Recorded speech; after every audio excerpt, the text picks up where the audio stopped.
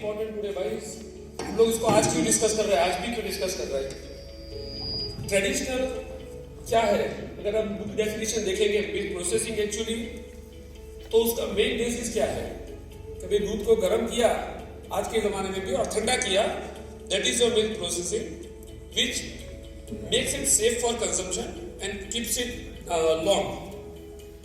लेकिन that's a very narrow concept.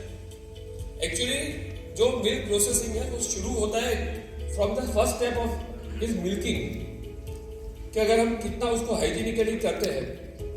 मैं doctor जेबी प्रजापति साहब बैठे हैं, हमारे माइक्रोबायोलॉजिस्ट है।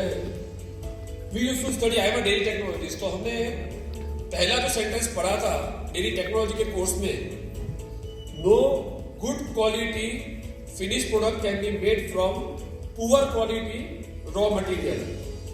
तो यहाँ पे अगर हम मिल्क एंड मिल्क प्रोडक्ट्स की बात कर रहे हैं तो हमारा सबसे इनिशियल क्या है, रॉ मटेरियल बेसिस क्या है, भाई दूध है। सो मिल्किंग इज इम्पोर्टेंट। हम उसको जैसे देखते हैं कि भाई मिल्क, अगर हम बहुत सारे डेयरी प्रोफेशनल्स हैं, डेयरी और एसोसिएटेड है हम लोग, अगर हम देखेंगे तो कोई भी डेयरी में जाएंगे ना, तो वहां पे और कोई सेक्शन हो और कोई डिपार्टमेंट हो कि ना हो, एक मिल्क प्रोसेसिंग डिपार्टमेंट होगा। और उसका काम क्या होगा, टैंकर आया, रिसीव किया, उसको प्रोसेस करके रख दिया। And what we consider processing is, इसको हमने क्या किया, दूध को सिर्फ प्रोसेस किया, but processing is far broader than this. अगर हम प्रोसेस में उसको फिर उसको आगे बाइफरकेट करते हैं, तो processing is not only heating of milk. ठंडा दूध आया, उसको गर्म कर दिया, वापस ठंडा कर दिया, प्रेशराइज कर दिया, that is not processing. Processing involves various steps. अगर हम अभी के जमाने के हिसाब से जाएंगे तो we need to even have a milk clarifiers, कि जो दूध के अंदर इम्प्योरिटीज है उसको कैसे रिमूव कर सकते हैं। Bactofugation, that is again needed for processes like products like cheese, UHT, condensed milk, milk separation, वो प्रोसेस है, बहुत बड़ा प्रोसेस है। Why it is important? अगर सेपरेशन नहीं होगा, मिल्क प्रोसेसिंग हम नहीं कर रहे हैं, तो what is the difference between a plant and जो लोकल मिल्क सेलर, उस पर कोई डिफरेंस नहीं रहेगा। Separation is needed.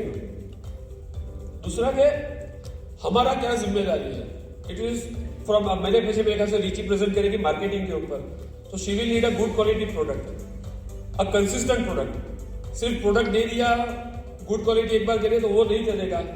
अगर कस्टमर को आज दूध मिला, हमने फुल क्रीम मिल्क बेचा सपोज, और उसका फैट सपोज आज 6.5% है, क्योंकि हमने उसको स्टैंडर्डाइज नहीं किया, कल उसको हम 6.1 पे स्टैंडर्डाइज करेंगे, तो मार्केट में से कंप्लेन आएंगे, and the marketers will be the first person to hear from the complaints from the customers.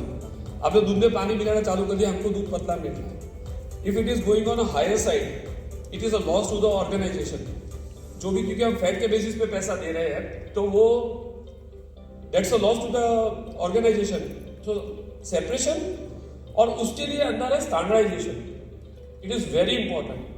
Standardisation is not only for milk. जो ट्रेडिशनल हम लोग सोच रहे हैं, वो ये सोचते हैं कि भाई दूध बना दिया, शक्ति, या मतलब standard milk, toned milk, double toned milk, या gold full cream milk. It is beyond that. अगर हम ट्रेडिशनल मिल्क प्रोडक्ट्स जो बनाते हैं, जो भी बनाते हैं, उनसे अगर कुछ डिफरेंट है from processing point of view, तो एक तरीके का प्रोडक्ट देने के लिए एक तरीके का raw material. So it involves standardisation of each and every step, including milk and all the raw materials. अगर आज आप दही बना रहे हैं सपोज, तो सब लोग घर पे दही बनाते थे, सालों से बना रहे थे, हम लोग सबने देखा हुआ है। Why market is growing like anything? क्यों?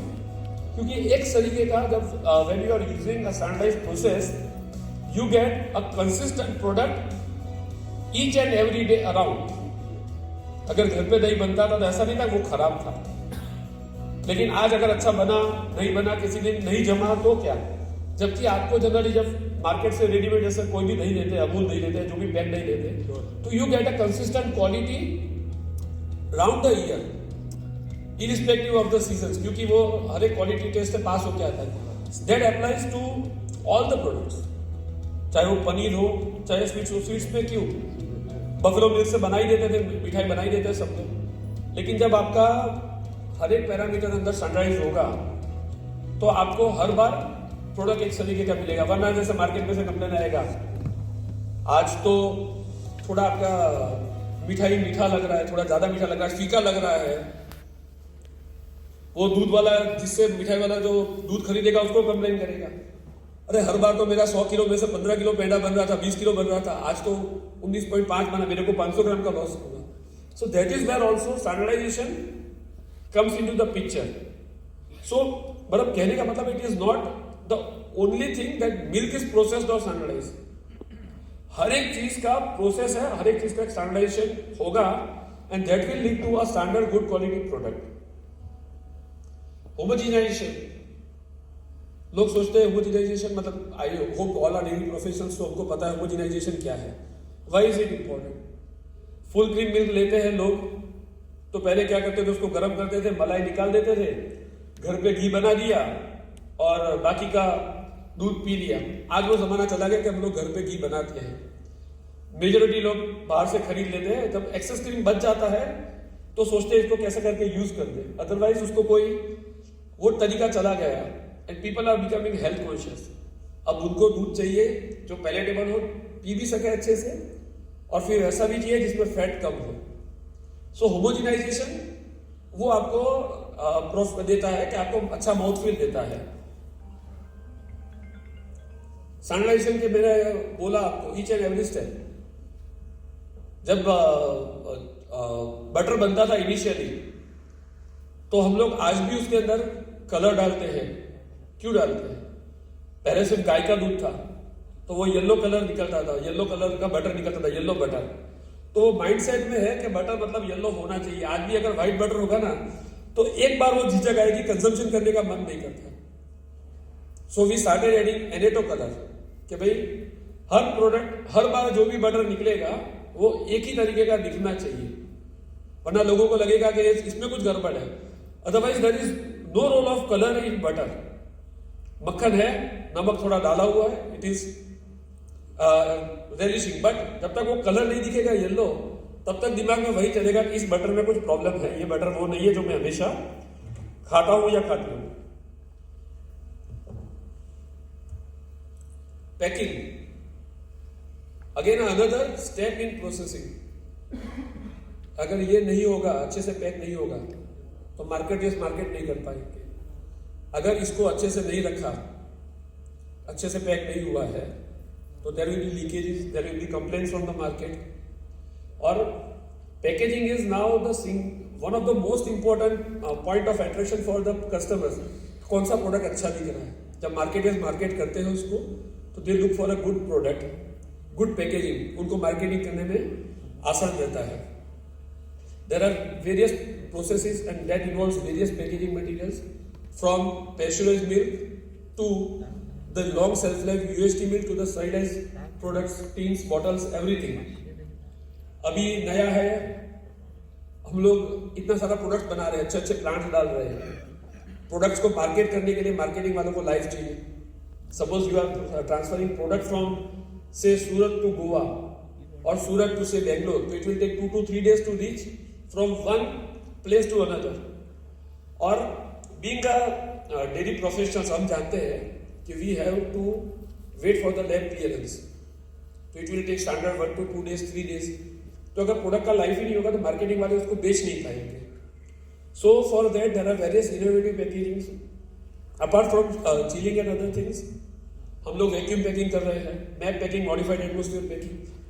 अभी जैसे हम लोग कर रहे हैं तो we are getting life of month, 2 months, so we can place it in a display also. आज ऐसा जो जमाना चला गया, क्योंकि आज कन्वीनियंस का जमाना है। If husband wife both are working, और तो वही गए मार्केट में, आज गए हैं तो आज लेके आ जाएंगे। संडे टू संडे शॉपिंग होता है बहुत सारी जगह पे, बहुत सारे लोगों का। तो they require product that is a long life. उनको विश्वास होगा कि ये अमूल का प्रोडक्ट लिया या XYZ डेयरी का प्रोडक्ट लिया, जिनके साथ वो जुड़े हुए हैं सालों से, तो ये बिगड़ेगा नहीं। So that is where packaging and packing comes into the picture. Again मैंने बोला वैसे कि भी उसका वही मार्केटिंग व्यू पॉइंट से भी बहुत उनको अट्रैक्शन का भी वो रहता है। storage and distribution. This is, I think, one of the biggest challenges in the processing line. हम सोचते हैं storage is not a part of process, it is a part of process.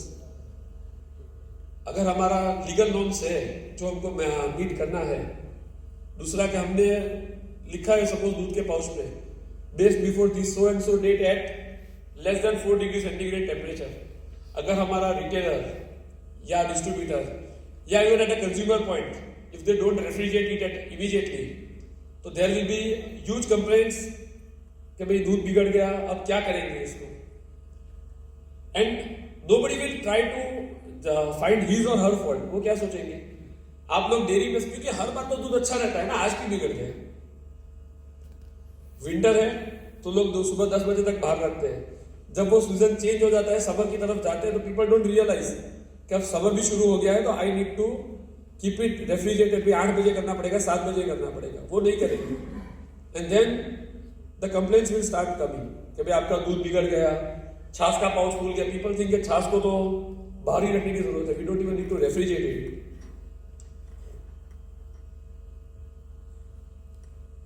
अगर मतलब ये तो सबको पता है, बट दिस इज जस्ट हम लोग जैसे पहले दूध लेते थे घर पे, मेरे घर पे भी, आपके किसी भी घर पे, तो first thing that we used to do even after taking milk from dairy, घर पे लेके गए, पैकेट खोला, गरम किया, बॉईल किया, थोड़ा ठंडा हुआ और फ्रीज में रखा. Because nobody had that trust.